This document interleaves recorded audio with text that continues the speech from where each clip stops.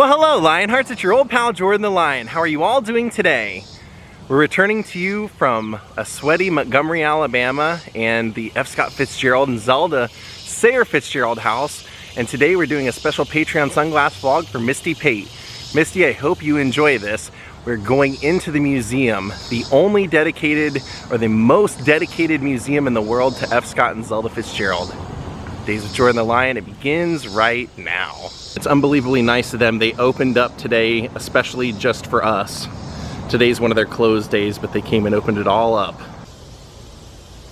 So it's a true honor to be in here, and this is really cool the way they've laid it out. It's about 6 rooms worth of stuff, and each room is divided up amongst a time in their life together. So we're gonna start in the room right here, which is the story of them meeting when Scott was in the military. And you can see all these letters that they exchanged. Zelda and Scott.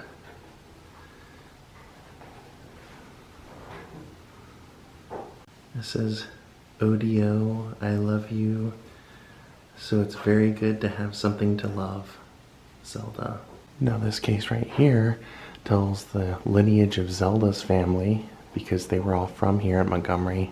Scott was not. Scott was from St. Paul area. But here we have actual clothing of theirs. This was Zelda's dress. It was donated to the museum by family friends of the Fitzgeralds. And definitely an embodiment of the times. The style of the times in which Zelda was known.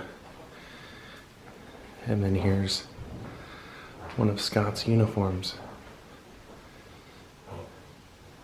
This was his, after failing at Princeton, he tried to save face by joining the military, and they have some of his Princeton memorabilia here, right here. There he is in that black robe. He's pretending to marry his friends. Says that the same month he was admitted to Princeton, he listed his measurements as 138 pounds. There you can see the team photo. And there he is as a little boy in St. Paul. We actually have went and vlogged that house. And then that is a production by the Triangle Club, which Scott was a member of, and eventually Jimmy Stewart also. And if you look on this, down at the very bottom, it shows that he did the lyrics for this. So this case is kind of cool. That is Zelda's inkwell right there that she would have dipped her pen into to write. And then this flask is gifted to Scott while he was in the service, and you can see on there that it says Lieutenant of Scott Fitzgerald, 65th Infantry, Camp Sheridan. Forget Me Not, Zelda, Montgomery, Alabama. It's pretty cool. And there's Zelda in the yearbook.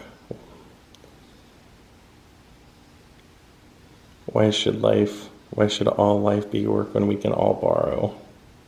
And that's Zelda's book from when she was in high school. You can see she's written her name right there.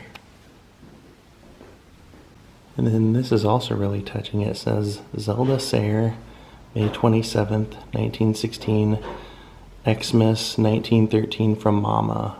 This is the best book I ever read. Take care of it, Zelda. Now we'll move into here. Take a look. There's one of his suit jackets, shirts, and ties, which is so cool to see. For me, I mean, I love the way he wrote. He wasn't your natural, typical writer where things would just flow off of him. He would write and rewrite and scrutinize his own words so often. He wanted it to be perfect. There's one of Zelda's outfits.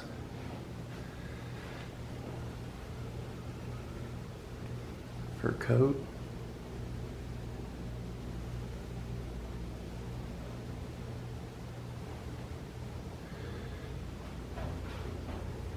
military bayonet.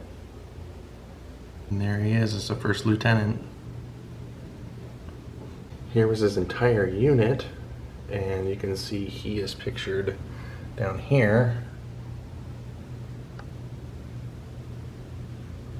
And that's a senior picture of Zelda in 1917 when they would have met.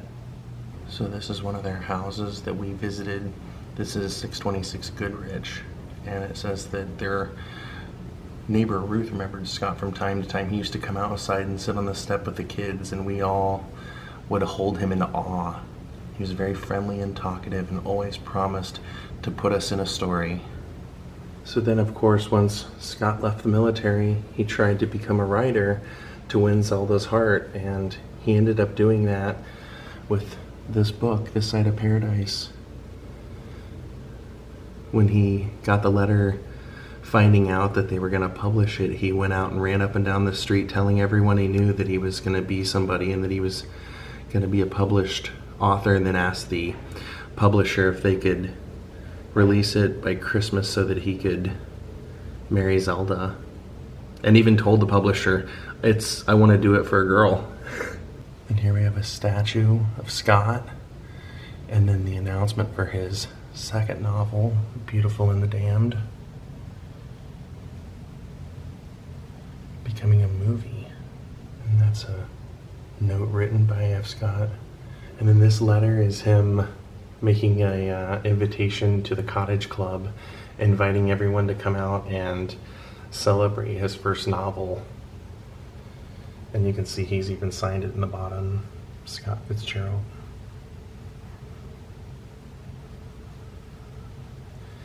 And then there's a picture of Zelda, and it says on there, this is Rosalind from This Side of Paradise. That's who he based it off of. This is, of course, Zelda. My favorite book, by far. And then here's one of Zelda's hats from that time period. So cool that they were able to get these donated. And Scott's hat. But then you also have this fashion plate or booklet that they published for Valentine's Day, for their Valentine's party. And you can see that Scott has written their name at the bottom, the FITZGERALDs. And that is a painting of Zelda's childhood home that was demolished here in town. And then, of course, they have these amazing cardboard cutouts of them. Here's a family photo of Zelda and her family sitting out on the porch of the house that was on Pleasant Avenue that they demolished in the 70s. And it says here that their daughter, Scotty, Zelda and F. Scott's daughter, Scotty, she offered that home as a potential museum to Alabama, and the state declined it in the 70s because the house was derelict. Miss FITZGERALD chose to raise it rather than renovate it. She did save some bricks from the porch, however, and gave a number of them to this museum to use on its street sign. And then the picture in the back is Scott at Princeton, and you can see right in front would be his spurs.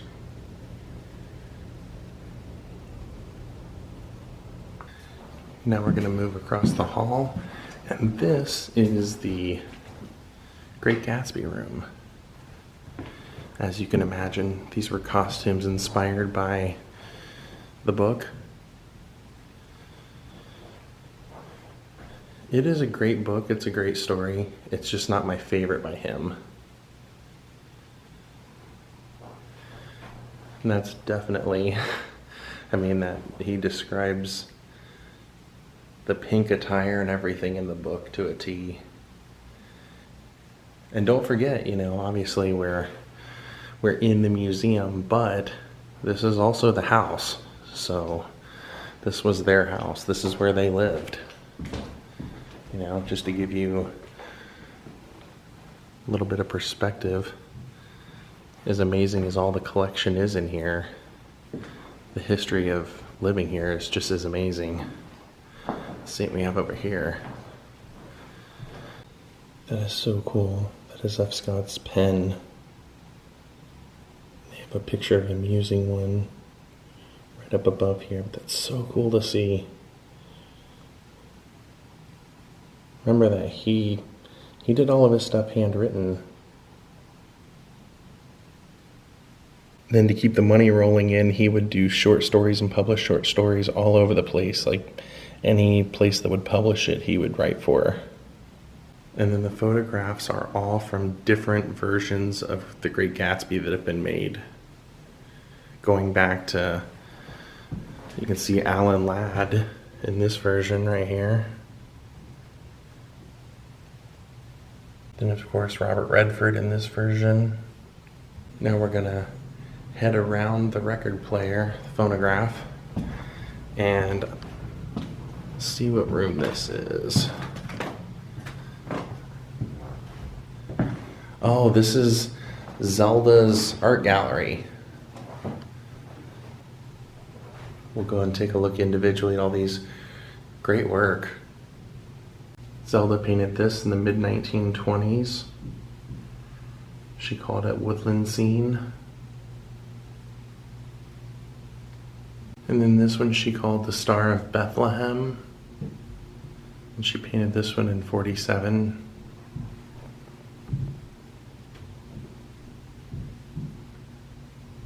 This one's called The Pantheon in Luxembourg Gardens.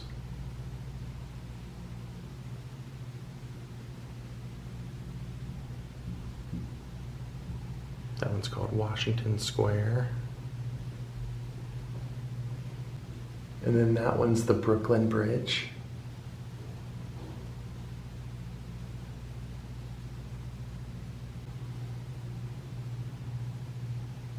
That one definitely looks like New York.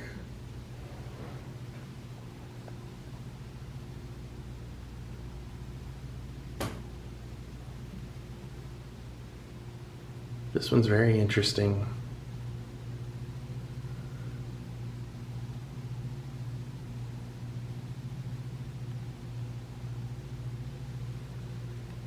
Then this chair says it was owned and donated by a local family who lived on Felder, which is where this house is at.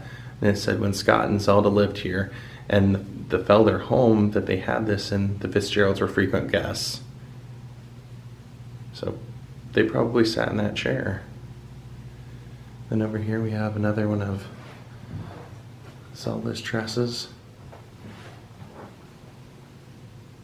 So if you take a look at this on the left, that's only partially completed. Up in the left corner, you can see where there's pencil and everything where she was going to continue on and didn't. And then this is another handwritten note from Zelda about Vogue, which is what that was for. And then she hand drew that with pencil. And then this whole case are all personal belongings of Zelda. See that wooden bowl with poppies in it? It says throughout her life, Zelda had used a variety of canvases for her artwork, including lampshades, eating trays, and Hemingway's manuscript. This bowl contains red poppies, which have become a symbol of remembrance for soldiers who died in the world wars. And then this is her flapper headpiece. One of them. The headband with the feather. Then they actually have her cigarette holder, her cigarette stick. You put a cigarette at the end of. That's really interesting. I mean, it's like so time period appropriate. Then her hairbrush and mirror. Trying to keep my shadows out of here in this room, it's a little difficult. Then her perfume and her silver-backed hairbrush. Now we're going to leave this room and see, wow. Oh wow, this is more of Zelda, looks like.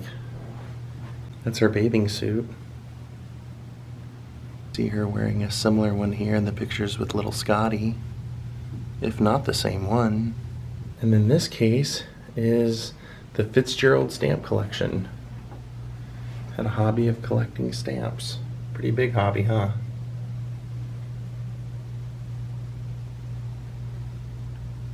That's more of Zelda's art. Most of it are paper dolls. It said that she loved to create paper dolls for friends' kids.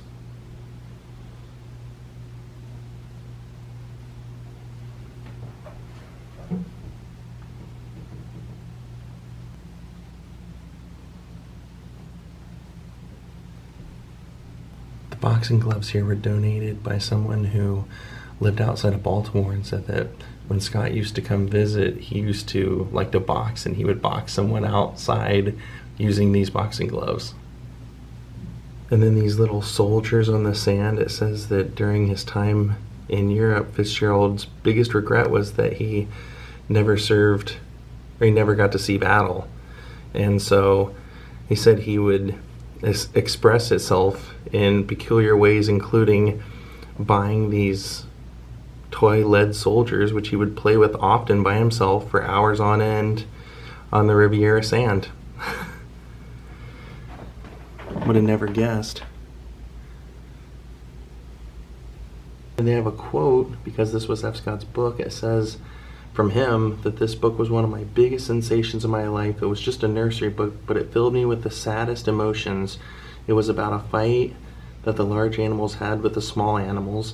Small animals won the first battle, but the elephants and lions finally overcame them. The author preferred the large animals, but my sentiment was all with the small ones. I wonder if even then I had a sense of the wearing down power of big, respectable people. So here they have a 1939 original Madeline that Scott and Zelda purchased, and they gave this as a gift to Zelda's sister Marjorie's eldest daughter. Now I believe they said that this is the Beautiful and the Damned room, with, again, not only one of Scott's blazer jackets, but so cool that they have him wearing extremely similar one, if not the same one. Once he was kind of feeling broken, he accepted a job in Hollywood at one point to work on scripts for MGM, and ended up having a falling out with them because they wanted to change his words. And he took great offense to that. He said, "You want to change my dialogue? That's what I'm known for. You must not respect my art if you want to change that," not understanding how movies are made. It's so cool to see that. And here's the first published Echoes of the Jazz Age by Scott. I believe that he wrote here.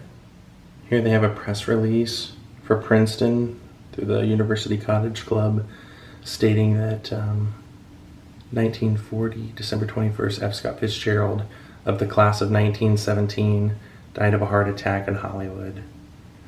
While an undergraduate, Scott was an outstanding member of the Cottage Club, being interested in every phase of the university's social life, and his eagerness to dissect it on every occasion made him a rare companion.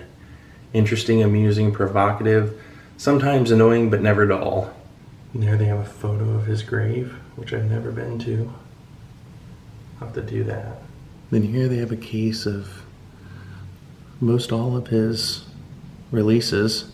Last Tycoon was unfinished, but he had written part of it and then outlined all of it. He always outlined everything before he started, so they basically used what he had written and then added the outline for the rest of the book. What an absolutely great museum this is. And if you read this, it says, Scott FITZGERALD to spend winter here writing books in Montgomery. That's pretty cool. Author finds Montgomery less preoccupied with depression than East. So I believe they told me that the green room that we were in was actually little Scotty's room. What an absolutely incredible museum. I can't recommend it enough. Especially given that you can have the chance to sleep in this place. Just so cool. And there you go, Misty. Your sunglasses were in F. Scott FITZGERALD's lapel or whatever. And they have a pretty cool gift shop. I mean, it's not just your average postcards and stuff. They have all kinds of jewelry and various things. You know me, I can't pass up a good postcard, and these were great. Plus, I love to help support these museums. There are not many author museums like this left. A lot of them have closed down all over the USA. Until next time, Fitzgerald House.